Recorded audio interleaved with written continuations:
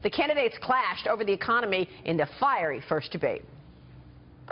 Under my plan, I'll be reducing taxes tremendously, from 35% to 15% for companies, small and big businesses.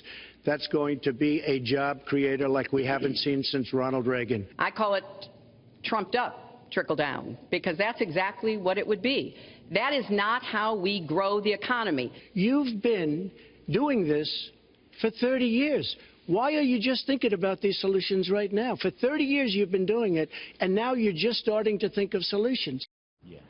Joining us right now is Mark Penn, a former senior advisor to Hillary Clinton, and Steve Moore, Donald Trump's economic advisor and a distinguished visiting fellow with the Heritage Foundation. Gentlemen, good to see you both. Thank you so much for joining us. Steve, let me kick it off with you. Your takeaway from the debate last night. Well, one of the things I thought was just that Hillary came across as being kind of a know-it-all. You know, she's the kid in the class who raised her, I know. And I just don't think that stylistically she came across as kind of snide.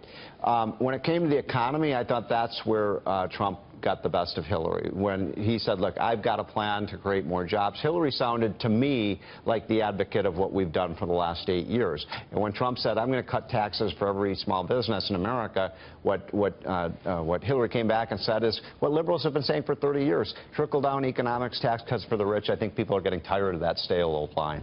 Mark, how do you see it? Well, look, I think Hillary definitely got the edge here. She was strong. She was smart. She was aggressive. I think being aggressive worked for her. It put Trump on the defensive.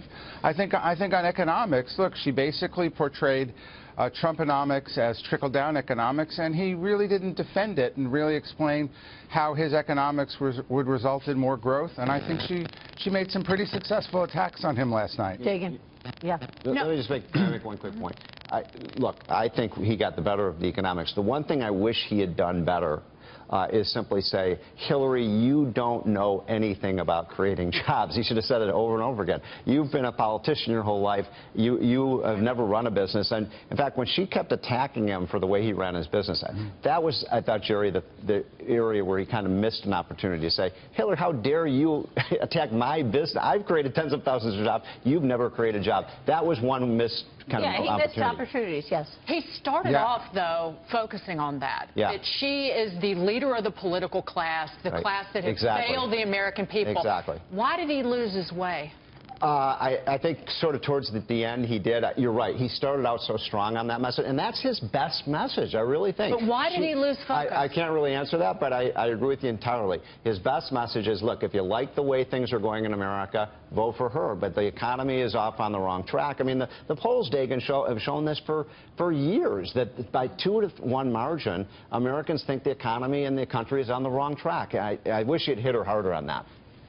Well, I think a lot of the Trump supporters, this morning are would have, could have, and should have. I think you hear that a lot. I mean, the truth is he failed to really defend a coherent economic policy. He gave his positions on trade and TPP and NAFTA, but I think she came back pretty strongly with how she'd invest in infrastructure, or what she would do really in terms of taxation to be fair. And so I think she got her economic plan in. She seems smart on economics. And it's another missed opportunity for him, Mark, if you call it that. Trump supporters are not waffling on this. The real Trump supporters are like, he wiped the floor with Hillary Clinton last night. They don't think that he did a bad job. It's the people in the middle who maybe were on the fence about it. But the Trump supporters, if you go online this morning, they're like, yeah, they're happy with him. Exactly. They feel the same way this morning about her that they did yesterday morning. And that's an important point. That's why I don't think last night's debate changed people's votes. We know who Donald Trump is. That's who he was. We know who Hillary Clinton is. That's who she was. But there were missed opportunities. It could have been a better situation for Trump. It could have been a better situation for Clinton. A lot of missed opportunities. Yeah, what I would just say, you know, listen, I have a lot of respect for Steve. We disagree on politics, but we agree on a lot of the economic stuff. We do? No, yes, we do. I know you would skip right over me to Jerry, but don't worry. But I do think that Trump started off strong with trade. I mean, that's clearly NAFTA somewhere where he keeps attacking it well. I was incredibly surprised. It took 3 times for them to ask, well, how do you create jobs with your plan? And he failed, you know, he failed to respond. I don't know. I thought, look, he said, we're going to cut taxes for businesses. Businesses create jobs, and this is. And I thought one of the strongest moments actually was Maria when he talked about this repatriation and bringing $2.5 trillion back to the United States that can be reinvested there. But the style. Look, this was not just a debate about the substance; it was about the style. And she came across, I can't tell you how many tweets I got, as just being, as I said, a snide and a kind of know-it-all, the kind of person in the class you don't like. So what does he have to do? People already felt that way about her. Yeah. So it's well, nothing new. Exactly. Right. Again, people who already felt that way about her, it's like, yeah, that's what I expected. Yeah. You know, Mark, I don't know why we were talking about the birther issue again, but I got to ask you this question because you're a friend of the show. You come on a lot, and you know we love you. Was it you who first issued a memo back in 2007 suggesting that Clinton emphasized Obama's upbringing in Hawaii and Indonesia and paint him as fundamentally un-American? Was that you? Well, that's not what that says at all. All it says is she should emphasize that she was from the middle of America, and it has absolutely nothing to do with his citizenship. In March of 2007, no one had even heard of this thing. This is unfortunate nonsense, and if you notice, they didn't even bring that up because every fact checker has backed me on that without question. Jerry Baker, I have to ask you though this, and again, as I was reporting on the 2008 presidential campaign, I had multiple conversations with Sidney Blumenthal and others, and while we don't need to get into the birther issue, do you deny that Sidney Blumenthal was raising significant questions, all kinds of questions about Barack Obama's upbringing, about his background, about his family, about where they came from, about what their politics were? Do you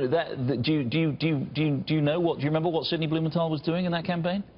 Look, I really can't account for Sidney and what he may or may not have said. I can account that I never raised anything related to this, and I think that frankly, for Trump to try to suggest this and is to turn around what he really drove through America, even after Barack Obama came up with his birth certificate. This was a real losing moment for him in this campaign. He said it was the Clinton campaign. That's what we asked you, Mark. Do you remember that interview where Hillary Clinton was asked, Mark, in the campaign in 2007, 2008, when she was asked whether or not Barack Obama was a Muslim, and she said, "Not as far as I know." But wasn't that intended to leave a little bit of doubt in the viewer's mind?